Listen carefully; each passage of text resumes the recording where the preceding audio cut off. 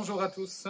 Il y a de nombreuses années, alors que nous allions débuter une réunion un mardi après-midi d'un mois de juillet, voici que j'étais dans la salle de réunion attendant que la réunion commence, et puis je fixe tout au bout du couloir l'entrée de la salle qui donnait sur la rue. Et comme c'était un après-midi et que les gens arrivaient, il y avait un effet de contre-jour, je ne pouvais pas bien distinguer les personnes qui rentraient.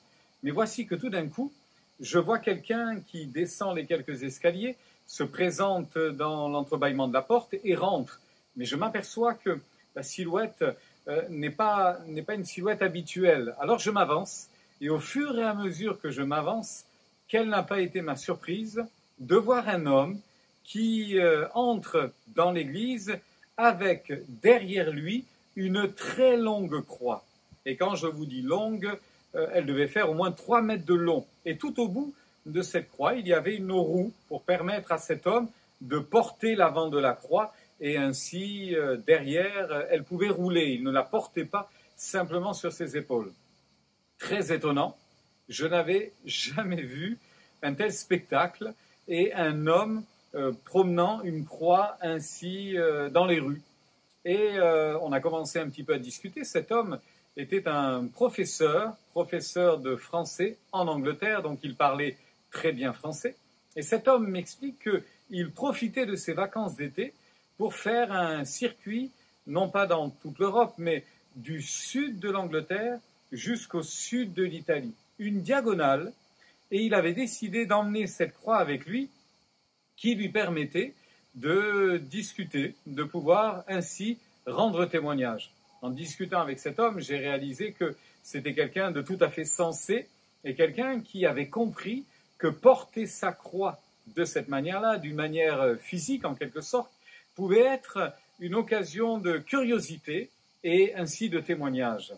Ce que je trouve encore plus surprenant, c'est qu'il avait été invité à l'église. Il n'était pas venu avec un carnet d'adresses directement à l'église, mais il était en plein centre-ville, essayant de se restaurer dans un fast-food. Et imaginez un peu, il avait dû certainement garer sa croix sur le trottoir pour pouvoir entrer dans le magasin. Et c'est là qu'une chrétienne l'avait rencontré et avait discuté avec lui et l'avait invité à la réunion. Donc, le voici maintenant, nous rendant son témoignage à l'église. Ceci me rappelle un texte de l'Écriture lorsque Jésus dira « Si quelqu'un veut venir après moi, alors qu'il se charge de sa croix et qu'il me suive. » Par ailleurs, toujours dans l'évangile de Luc, il dira « Si quelqu'un veut vraiment être mon disciple, alors qu'il se charge de sa croix. » Vous avez bien saisi comme moi que dans le texte de l'Écriture, il est question d'un engagement intérieur, d'un engagement personnel, de s'engager avec Dieu, de s'engager avec Christ et d'accepter d'être témoin de Jésus-Christ. J'ai trouvé surprenant, effectivement, et je vous l'ai dit en introduction, assez curieux, mais j'ai trouvé ça également tellement beau, être capable de rendre témoignage de la sorte.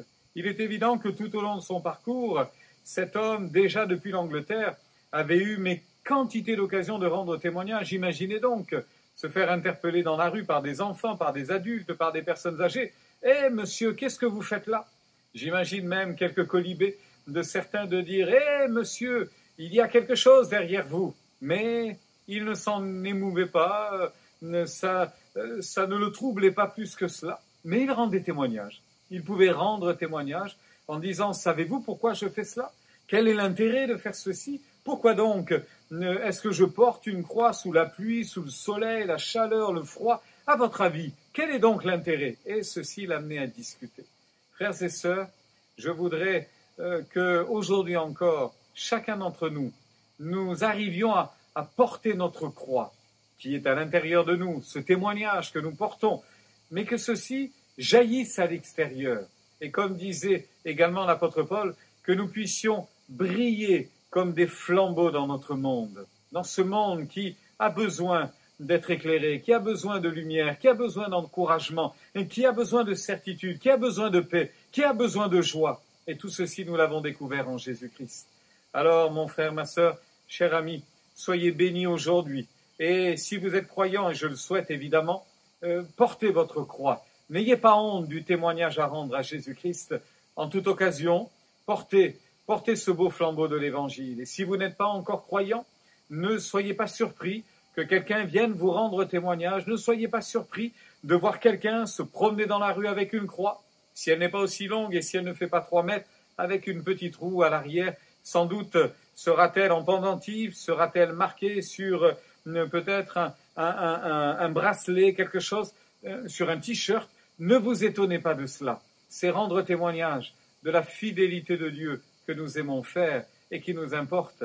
Alors, soyez bénis, soyons bénissants tout au long de cette journée et que des hommes, des femmes entendent parler de la croix de Jésus-Christ encore aujourd'hui. Bonne journée et bonne semaine.